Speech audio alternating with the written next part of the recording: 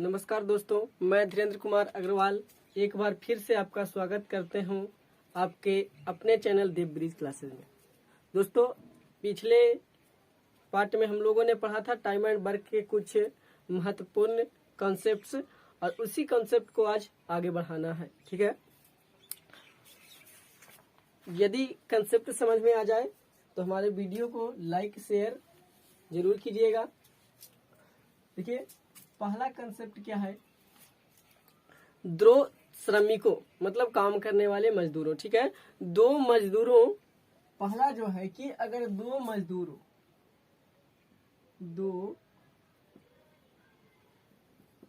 मजदूरों की दक्षता का अनुपात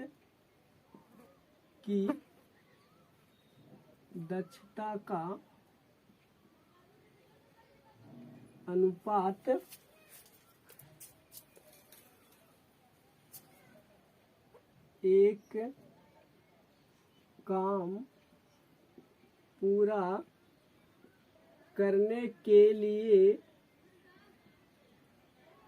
उनके द्वारा लिया गया समय के विपरीत आनुपातिक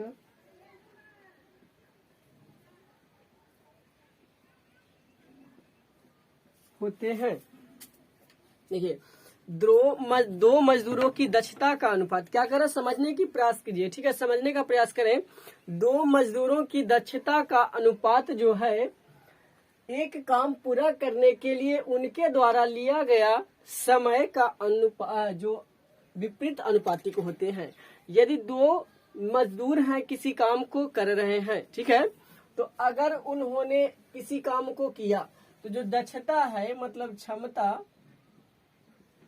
ठीक है, जो क्षमता होगी और जो समय लिया जाएगा कार्य करने में समय, ठीक है, ये दोनों क्या होंगे, एक दूसरे के विपरीत होंगे। ठीक है, एक दूसरे के विपरीत होंगे। अगर मानते हैं कि दो व्यक्ति ए और बी है, इनकी जो क्षमता का अनुपात है, ठीक है, इनकी क्षमता का अनुपात 2:3 है, तो इनके द्वारा लिया गया समय का अनुपात क्या हो जाएगा, 3:2 हो जाएगा। इस कंसेप्ट, इस वाक्य का कहने का मतलब यही है कि दो मजदूरों की दक्षता का अनुपात एक काम को पूरा करने के लिए उनके द्वारा लिया गया समय के विपरीत अनुपातिक होता है, मतलब उल्टा होता है। यदि दोनों की क्षमता 2:3 है तो समय क्या हो जाएगा, उल्टा हो जाएगा 3:2, और यदि समय दिया है तो क्षमता क्या हो जाएंगे, एक दूसरे के उल्टे हो जाएंगे। ठीक है, तो बढ़ते हैं अगले कंसेप्ट की ओर।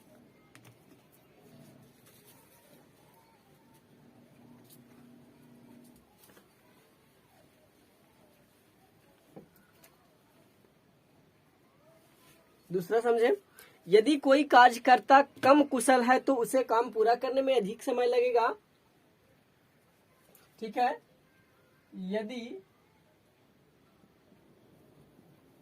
कोई कार्यकर्ता कम कुशल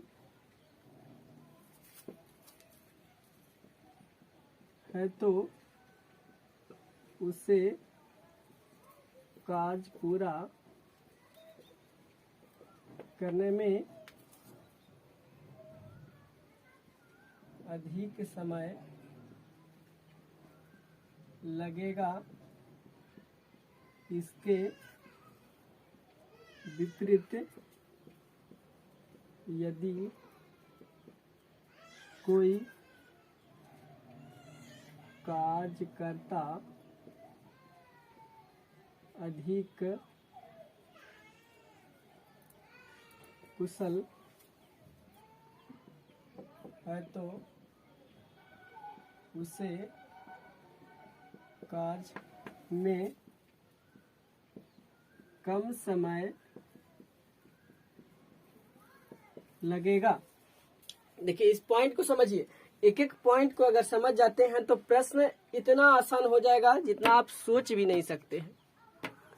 क्या कहा, यदि कोई कार्यकर्ता कम कुशल है, कम कुशल का मतलब है कि कम काम करने की क्षमता होगी, ठीक है, कम काम करने की क्षमता होगी, उसकी क्षमता जो क्या होगी, कम होगी। ये कहने का अर्थ है यदि कोई कार्यकर्ता कम कुशल है, मतलब वो धीरे धीरे काम करता है, इतना समझ लीजिए कि वो क्या है, धीरे धीरे कार्य करता है, तो कार्य पूरा करने में अधिक समय लगवे करेगा।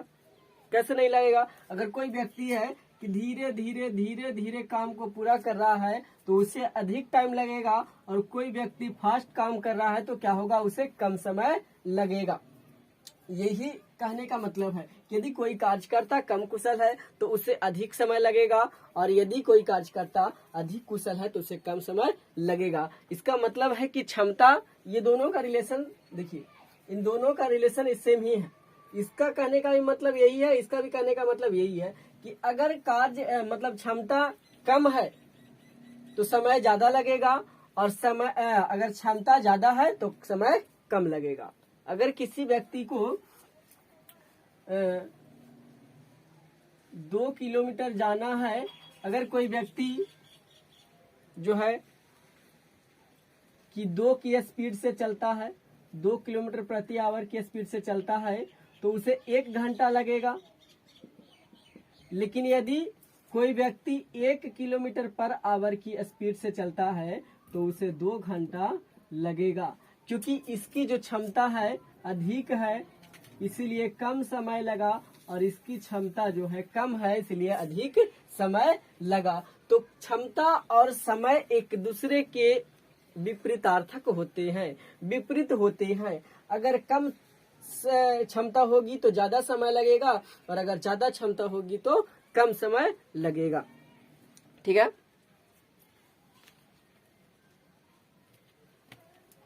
चलते हैं अपने अगले कंसेप्ट की तरफ।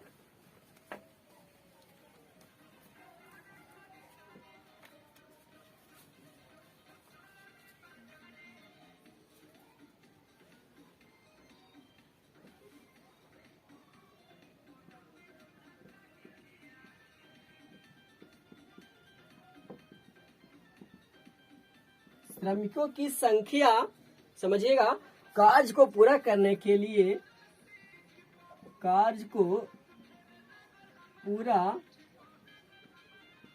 करने के लिए, ठीक है, कार्य को पूरा करने के लिए लिया गया समय के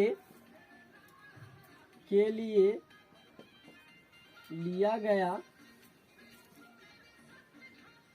समय के विपरीत अनुपातिक होता है।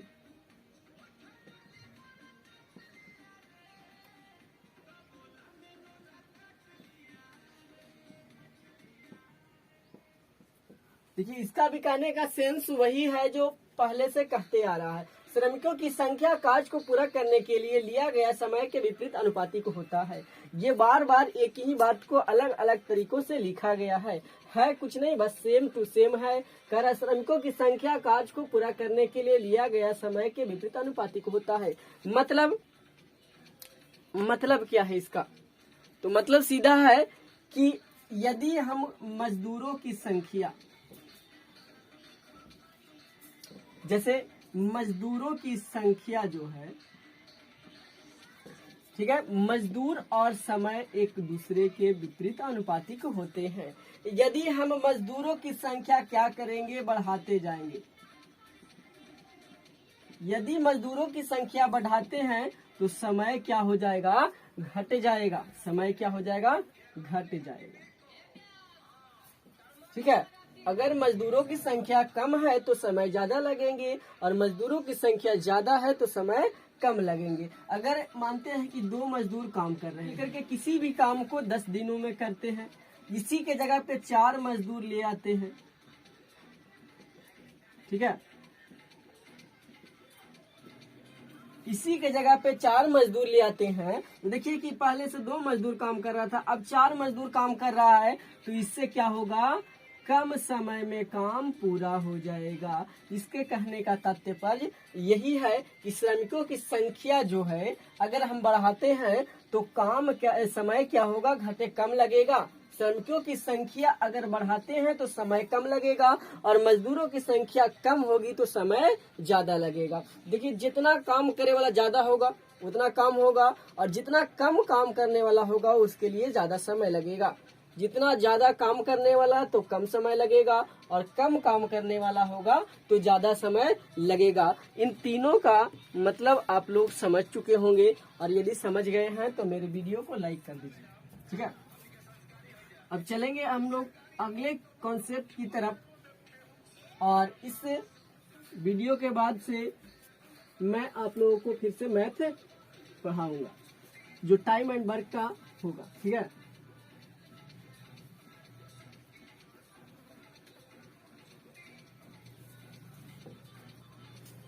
अब चलते हैं अगला जो हमारा कंसेप्ट है वो कार्य और मजदूरी पर चलते हैं, क्योंकि जब भी कोई कार्य करेगा तो मजदूरी तो मांगवे करेगा।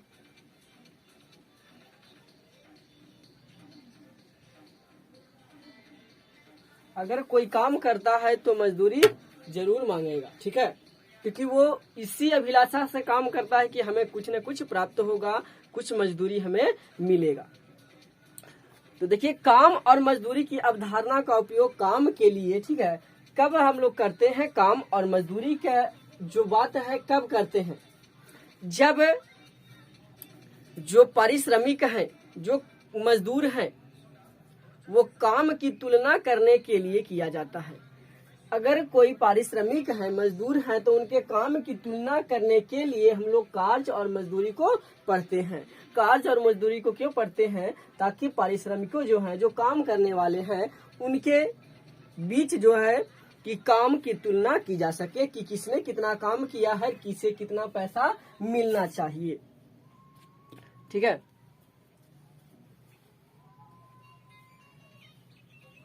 ये तो पहला क्या है कि किसी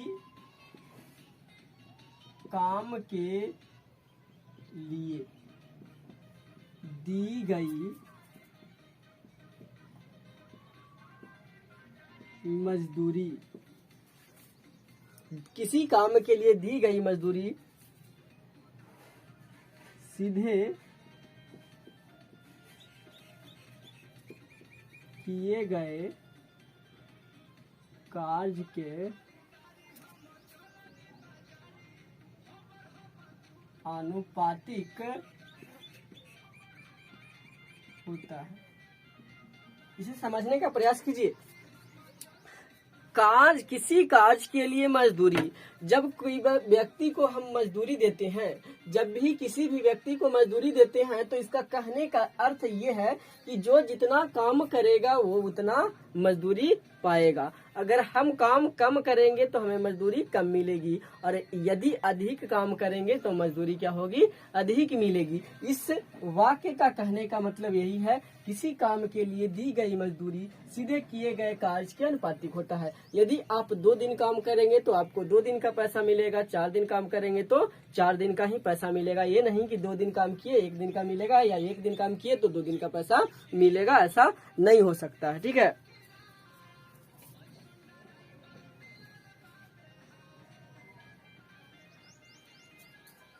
देखिए, यदि सभी मजदूर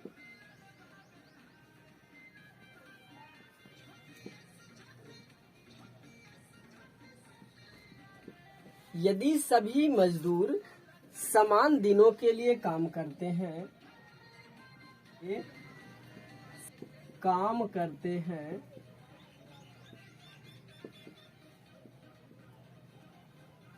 ठीक है, यदि सभी मजदूर समान दिनों के लिए काम करते हैं तो उनकी मजदूरी क्षमता के अनुपात में होगी। तो उनकी मजदूरी क्षमता के अनुपात में होगी। देखिए, कहने का मतलब इसका क्या है? यदि सभी मजदूर समान दिनों के लिए काम करते हैं, मतलब ढेर सारे मजदूर हैं और सब बराबर दिनों के लिए काम करते हैं, तो उनकी जो मजदूरी होगी क्षमता के अनुपात में होगी। क्षमता के अनुपात में होगी। जो जितना क्षमता से काम करेगा वही उसका मजदूरी होगा। ठीक है, जैसे यदि मजदूर ढेर सारे हैं, ठीक है, और काम क्या कर रहे हैं, समान दिन के लिए काम कर रहे हैं। मान लें कि 10 मजदूर हैं,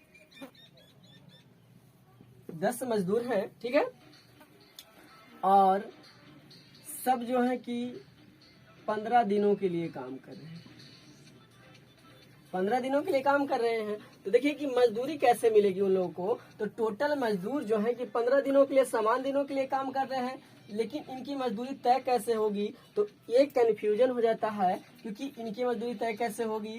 तो देखिए इनकी मजदूरी तय इस बात से की जाती है कि उनकी क्षमताएं क्या है, ठीक है, क्या स्पीड से, क्या क्षमता से काम किया गया है, कौन सा काम कौन किया। सब तो टोटल तो 15 दिन के लिए किया है, ठीक है। इसका मतलब ये है कि 15 दिन के लिए तो सब किया है, तो सबका क्षमता भिन्न भिन्न होगा, क्योंकि सबकी क्षमताएं तो भिन्न भिन्न होती है। तो अब हम लोग क्या करेंगे कि क्षमता के अनुसार उसको मजदूरी देंगे। सब 10 मजदूर मिलकर के 15 दिनों के लिए काम करते हैं। तो अगर एक मजदूर जो है कि मान लीजिए कि एक मजदूर की क्षमता जो है 4 है, ठीक है, और किसी दूसरे मजदूर की क्षमता 6 है, तो ये तो निश्चित है कि 4 मजदूर वाला कम काम करेगा और ये अधिक काम करेगा। ये क्या करेगा, अधिक काम करेगा। तो जो अधिक काम करेगा अधिक पैसा पाएगा, और जो कम काम करेगा कम पैसा पाएगा। इसका मतलब यही था, ठीक है, कि जब समान दिनों के लिए काम किया जाता है तो क्षमता के अनुपात में उनकी मजदूरियां होती हैं।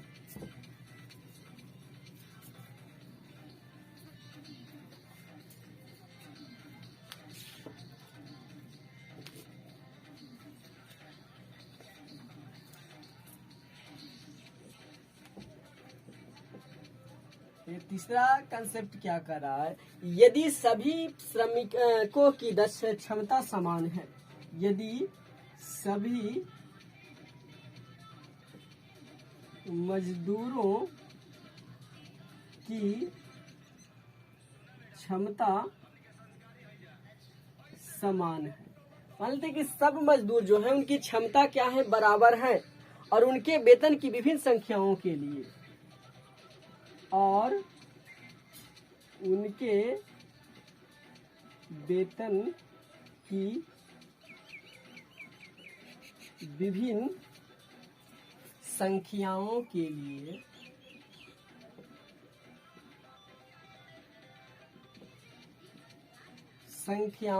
लिए काम करते हैं।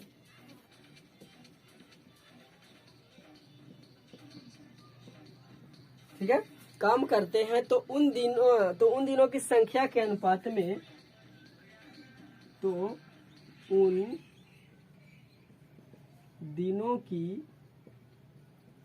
संख्या के अनुपात में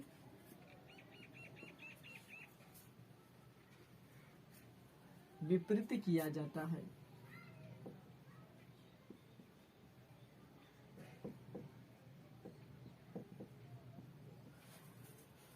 जिनके लिए प्रत्येक ने काम किया था, जिनके लिए प्रत्येक ने काम किया था। चलिए इस बात को समझते हैं। यदि सभी मजदूरों की क्षमता समान है, मान लीजिए कि सभी मजदूरों की जो क्षमता है कार्य करने की वो समान है, बराबर है, और उनके वेतन की विभिन्न संख्याओं के लिए काम करते हैं, और वेतन की विभिन्न संख्याओं के लिए काम करते हैं, अलग अलग संख्याओं के लिए काम करते हैं, तो उन दिनों की संख्या के अनुपात में विपरीत किया जाता है। उन दिनों की संख्या के अनुपात में क्या किया जाता है, विपरीत किया जाता है, जिनके लिए प्रत्येक ने काम किया था। ठीक है, जिस चीज के लिए प्रत्येक ने काम किया था उसके दिनों की संख्या के अनुपात में विपरीत कर दिया जाता है। इसका कहने का मतलब यही है, अगर क्षमता सभी की समान हो तो वेतन पाने के लिए जो दिन के लिए काम किए थे उसके विपरीत होता है। ठीक है, चलते हैं अपने अगले कॉन्सेप्ट की ओर।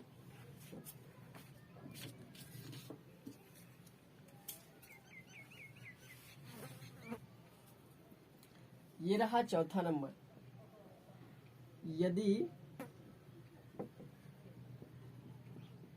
मजदूरों की अलग अलग क्षमता है,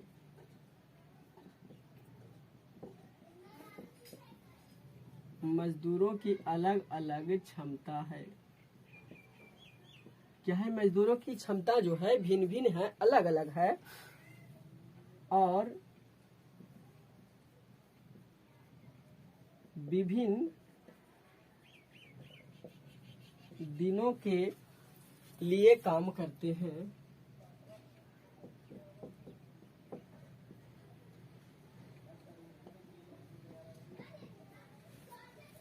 तो उनकी मजदूरी उनके द्वारा किए गए, तो उनकी मजदूरी उनके द्वारा किए गए कार्यों के अनुपात में होगी। कार्यों के अनुपात में होगी। देखिए इस वाक्य का क्या कहने का अर्थ है, स्पष्ट कर देते हैं। यदि मजदूरों की अलग अलग क्षमता है, यदि मजदूरों की क्षमता जो है अलग अलग है, ठीक है, मजदूरों की क्षमताएं क्या है? अलग अलग है, भिन्न भिन्न है। कोई एक दिन में 4 काम करता है, कोई एक दिन में 5 काम करता है, कोई एक दिन में 7 काम करता है। तो ये क्षमताएं भिन्न भिन्न हो गया, अलग अलग हो गया। और विभिन्न दिनों के लिए काम करते हैं, और विभिन्न दिनों के लिए काम भी करते हैं, अलग अलग दिनों के लिए काम भी करते हैं। ऐसा नहीं है कि सब एक समान दिनों के लिए काम करते हैं। यहाँ तो समान दिनों के लिए काम कर रहे थे, या इनकी क्षमताएं भी समान थी, लेकिन यहाँ जो है कि क्षमता अलग अलग होगी और काम भी अलग अलग करेंगे। जैसे किसी की क्षमता एक दिन में 5 काम करता है और वो 10 दिन के लिए काम करता है, और किसी की क्षमता है कि एक दिन में 4 काम करता है, वो 20 दिन के लिए काम कर रहा है। तो अलग अलग समय के लिए काम करता है, अलग अलग दिनों के लिए काम करता है, अलग अलग क्षमता के अनुसार। तो उनकी मजदूरी इनको द्वारा किए गए कार्यों के अनुपात में होगी। तो उनकी मजदूरी कैसे मिलेगी, किस प्रकार से मिलेगी? तो उनकी मजदूरी मिलेगी कि उसने कितना दिन काम किया है।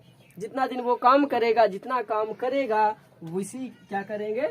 मजदूरी दिए गए कार्यों के अनुपात में, किए गए कार्यों के अनुपात में होगी। जितना जो काम करेगा उतना उसकी मजदूरी होगी। इस वाक्य का कहने का अर्थ यही था कि अलग अलग क्षमता के साथ जो काम कर रहा है और अलग अलग दिन के लिए काम कर रहा है, तो जो जितना दिन काम किया उतना का ही उसको मजदूरी मिलेगा। ठीक है, तो ये टाइम एंड वर्क का कंसेप्ट जो है समाप्त होता है यहाँ पे। और यदि हमारी वीडियो आप लोगों को पसंद आए तो हमारे चैनल को सब्सक्राइब करें और बेल आइकन को दबाना ना भूलें। बेल आइकन दबाने से होगा कि जब भी हमारी वीडियो अपलोड होगी आपके पास सबसे पहले पहुंचेगी। और हमारी वीडियो को ज़्यादा से ज़्यादा शेयर करें, लाइक करें, और हमें कमेंट में बताएं कि हमारी जो दी गई शिक्षा है वो आप लोगों को कैसी लगती है। ठीक है, आपके कमेंट और लाइक से ही हमें मोटिवेशन मिलेगा, तो जरूर करें।